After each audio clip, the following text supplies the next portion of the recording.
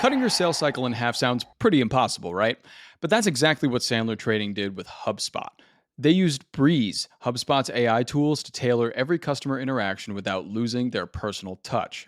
And the results were pretty incredible. Click-through rates jumped 25%, qualified leads quadrupled, and people spent 3 times longer on their landing pages. You can go to HubSpot.com to see how Breeze can help your business grow. Okay, good morning, everybody. Today's Wednesday, May 14th. I'm John Weigell here with Sara Friedman, and this is the Hustle Daily Show.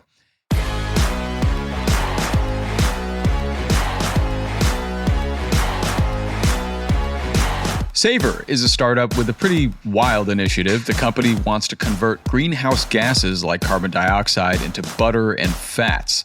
You might be asking how all of this is exactly possible, how much has the startup gained in investments, and what this could mean for our friends, cows. We'll get to that in a bit, but first, let's give you the news in business and tech. Today, we start off with a few car updates. First off, from Japan, Nissan is cutting 15% of its global workforce, which is about 20,000 employees, by March of 2028, and reducing its number of auto plants from 17 to 10.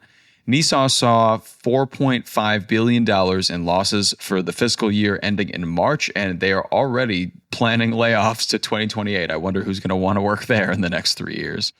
Next, Slate Auto, the EV startup behind that new minimalist, customizable electric pickup truck, says it's already surpassed over 100,000 reservations for its budget pickup, a little over 2 weeks after exiting stealth mode. As you remember, this is a Bezos-backed company and definitely competing with the Cybertruck.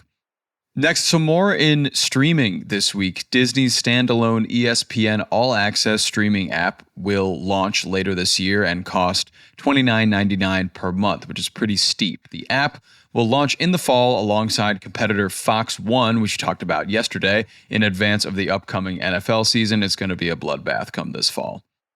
From there, we go to the movie theaters. Wednesday could be your new movie day. AMC is now offering 50% off movie tickets on Wednesdays this summer as the theater chain aims to remedy the dwindling demand that movie theaters have faced since 2020.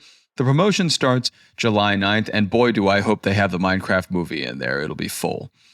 And finally, TGI Fridays is not dead yet, as you might think, though the company is flirting with bankruptcy on an on-off basis. The restaurant chain rolled out a series of changes to its menu. 85% of the menu is now different, with more mozzarella sticks options, a revamped chicken and steak plate, and new sauces and cocktails to appeal to Gen Zers and younger consumers. So we'll see how that does for them.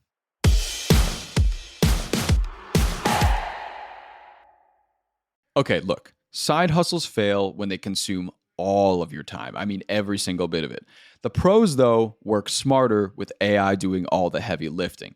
To help you out, we just dropped the Side Hustle Accelerator database. You can search your exact problem for your side hustle, grab the perfect prompt, and get results. If you're struggling with marketing, content, and customer service, it's all solved in just seconds. This isn't just another tool, guys. It's your unfair advantage in a spreadsheet. So stop asking AI the wrong questions and start scaling with what actually works. You can get it for free in the link in our show notes. And you can stop right now, actually. Why don't you take a look down at those show notes and tap the link. You don't want to sleep on this.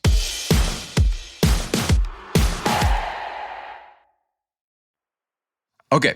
On to our main story today. Speaking of some food, Savor is a startup turning gas into butter. That's crazy enough. But Sara, let's start with how much Savor has made from their investors.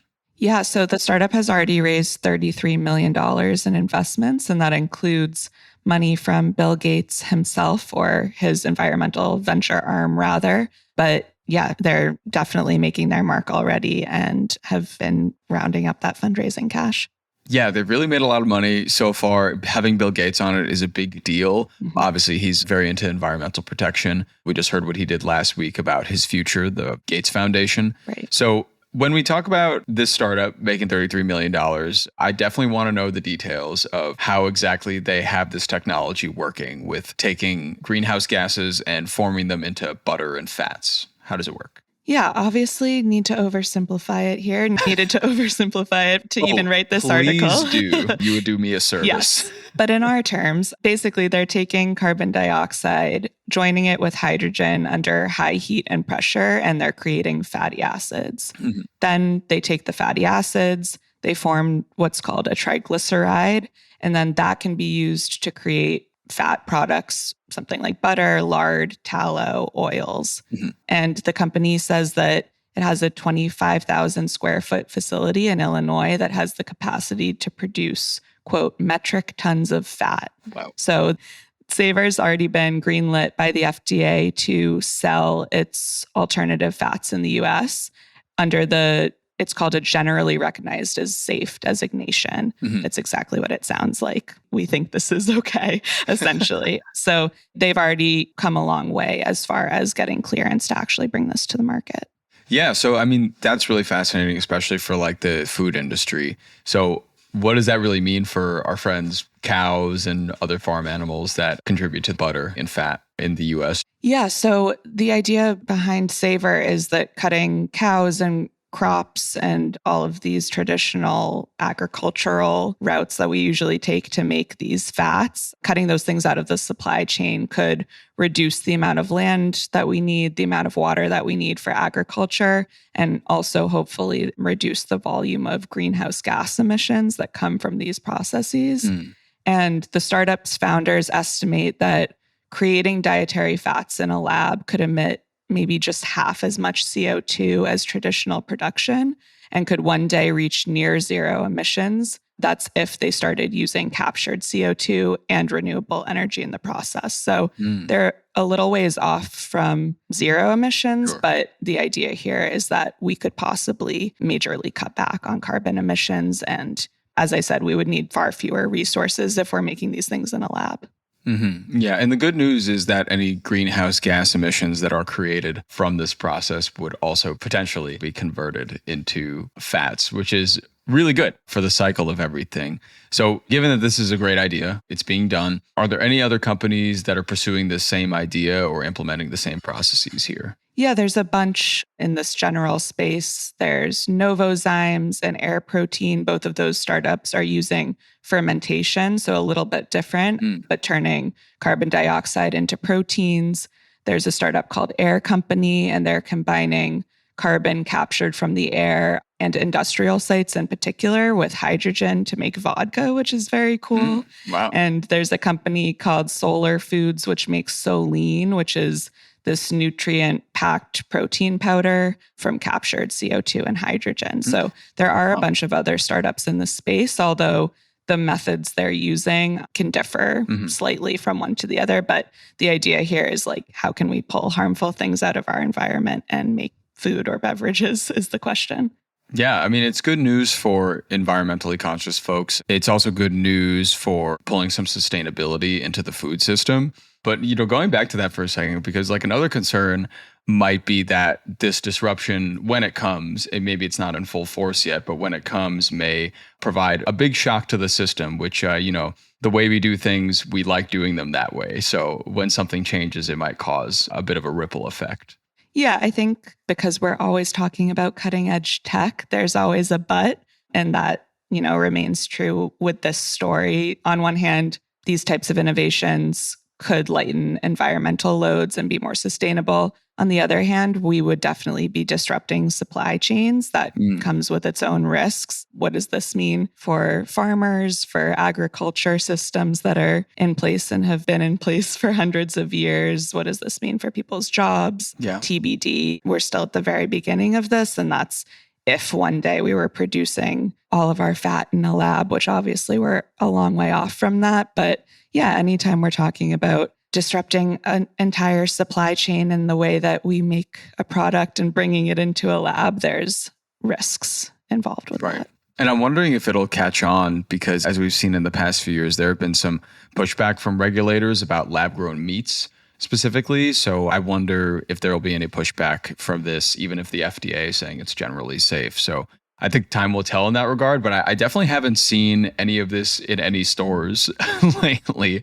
Have you seen it anywhere? Is it even for sale or is it still work in progress? I have not seen it anywhere. I think for sure synthetic versions of anything people will be, maybe slow to grab it off the shelves. I think we're all kind of looking for the opposite of that oftentimes, something that's more organic and closer to nature. So I think selling synthetic fats in the first place will be a really big marketing challenge for the business. And ultimately, Savor, while they do want to, sell butter to a chef or to a home cook, I think the bigger aim here is to work directly with consumer packaged goods companies and get in early. So you would buy a packaged product and it would say that it's been made with a synthetic fat already baked in rather than just needing to choose between sticks of butter. Right. So I think that's their aim in the end. And even something like skincare is also using fats outside of the food industry. So there might be applications there as well.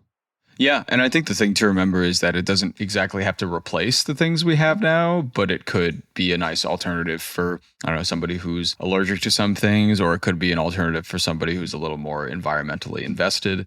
So yeah, it's good to know that it's out there. I don't see it like overtaking butter anytime soon, especially in the kitchen, but eventually maybe it'll get to a place that it can do that.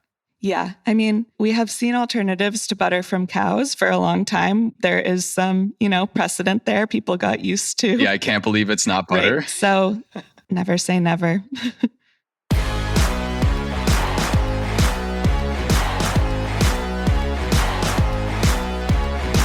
All right, that's going to do it for us today. Thanks for tuning into the Hustle Daily Show.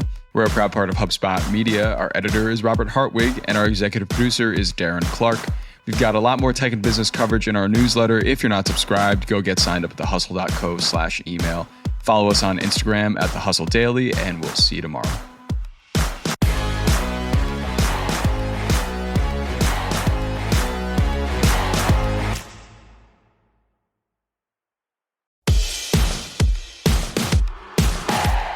Hey everybody, I've been listening to this great podcast lately. You got to check it out. It's called Content is Profit. It's hosted by Luis and Fonzie Camejo, and it's brought to you by the HubSpot Podcast Network, the audio destination for business professionals.